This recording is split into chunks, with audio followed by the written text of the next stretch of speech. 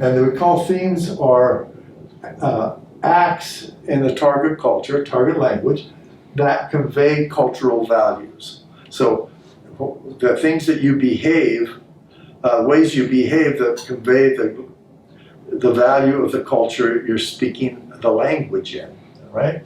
So this is the one that can become really complicated because cultural values, some of which can be perceived quickly, some have to be learned value by value because they're so different from one culture, from the base culture to the target culture.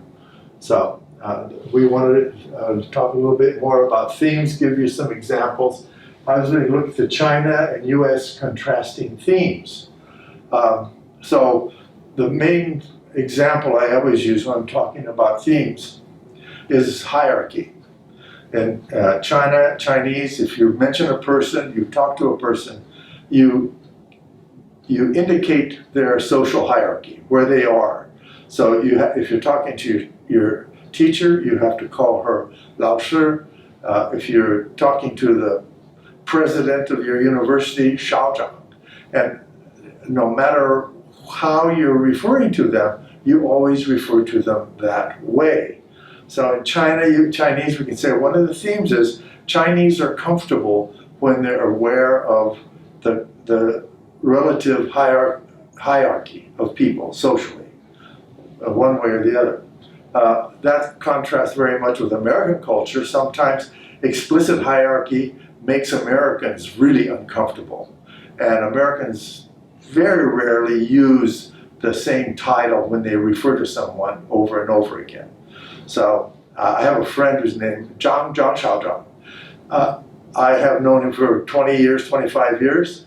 I still refer to him as Zhang Xiaozhang. In fact is, I think probably by now, I'm not quite sure what his given name is, what his means it is. So that's the difference. If I refer to the president of our own university here, when I'm familiar with the president, I will call him by his first name at one place. I will call him, I will refer to him as the president of the university in another thing. So if I'm in a meeting, it'll refer to him as Ji Xiaozhang. President Ji. If I see him elsewhere or talking, it's Gordon. Okay, so that's a very American way. So in a way, Chinese is easier because if you learn someone's hierarchical title or their how you refer to them in the hierarchy, it stays the same all the time. And in the United States, it doesn't stay the same. So sometimes Americans recognize hierarchy, but have a kind of mythology of not having hierarchy. So that makes it much more complicated. So if you're learning Chinese, you have an easier job, say, than if you're Chinese learning English, as far as this is concerned. Here's another thing.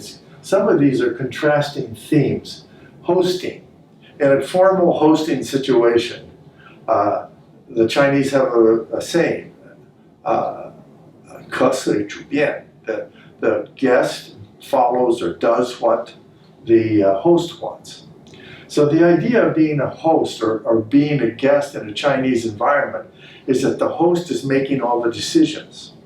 So no matter what happens, the host takes it as her or his responsibility to decide what you eat, what you drink, how it goes. And if it's a successful, which will always be successful, if you're a guest in a Chinese environment, your job is to make the host feel like a successful host. So basically, you always refer to the hosting decisions. If you're in the United States, it's just the opposite. If I'm hosting someone in the United States, my goal is to give them as many choices as possible. So when we go to a restaurant in the United States, you have a Chinese friend who's maybe not used to the American culture. When they go there, your Chinese friend might expect you to make all the decisions. But in the American way, you don't. You give them a menu and you say, oh, what would you like to eat? And usually that's a big problem. In restaurants, non-Chinese restaurants, for a person from China can be a kind of a torture. Here, what would you like to eat? And you have to, what are you going to eat? I'll have a steak. Well, I have a steak too. And then the waiter starts asking questions. What do you want with that steak? Do you want potato? Oh, what kind of potato do you want? If you want a baked potato, what do you want to put on your baked potato? If you have a salad, what do you want? What dressing do you want on your salad? This is very far outside Chinese culture, right? So that's a Chinese learning to function formally with Americans in restaurant situations. They have to learn that procedure. Just as Americans who go and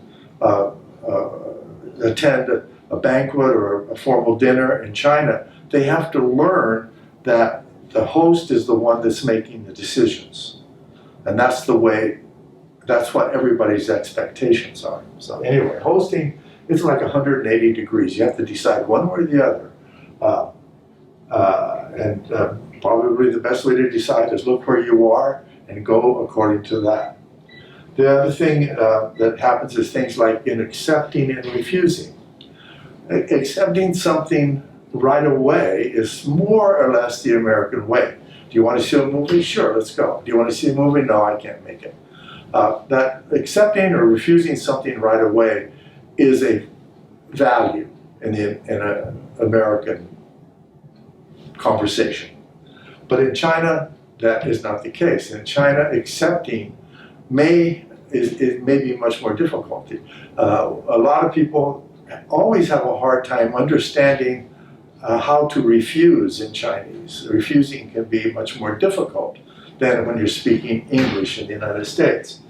Accepting often in Chinese begins by refusing.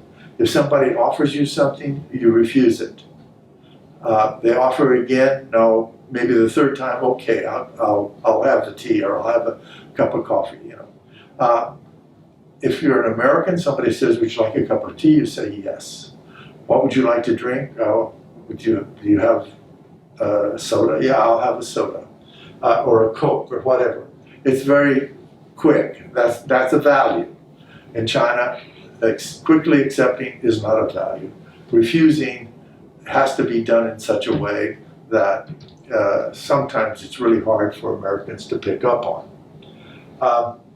The one issue that I have, because sometimes I have Chinese guests and I take them home, like I take at night, and I always seem to have this problem consistently. And that is, you see somebody to their home, you drive them there, and the American viewpoint is, okay, I'm going to let you out of the car and I want to see you go into your apartment, or I want to see you go into your house, make sure you're safe. And that's good.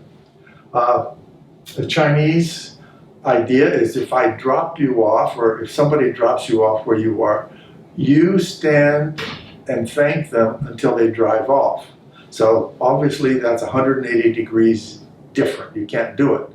So I remember one time very clearly when I took someone home, I explained to her very clearly that she had to get out, go into her house, and when I saw her go into her house and the light go on, then I can go away. So I explained that to her.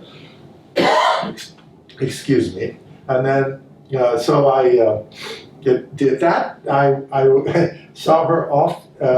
She got out of the car. She went into her house, turned the light on. I drove away. I went down to the parking lot and turned around and came back. And I looked, and there she was on the curb thanking me for the ride home. Again, unless these are things that are themes, like if somebody sends you home, you thank them before they depart, obviously and very clearly. So anyway, those are some basic ideas about themes. Excuse me. Okay, themes are the things that you say and do that convey the value of the culture that you're communicating in. And the one thing we want to keep pointing out is sometimes these overlap and they're no problem. Sometimes there's a strict contrast between what you do in one language and what you do in another language. And you have to kind of decide what you're going to do. It's really hard. It's not that easy. It's not that easy to accept what is polite in one culture as being necessarily that what is being polite in another culture. So we learn things like a theme of politeness has to be acted out differently in the different cultures that we deal with. So we deal primarily with English and Chinese and Japanese and Korean, and sometimes the contrast is quite stark of how to realize the theme, how to identify the theme.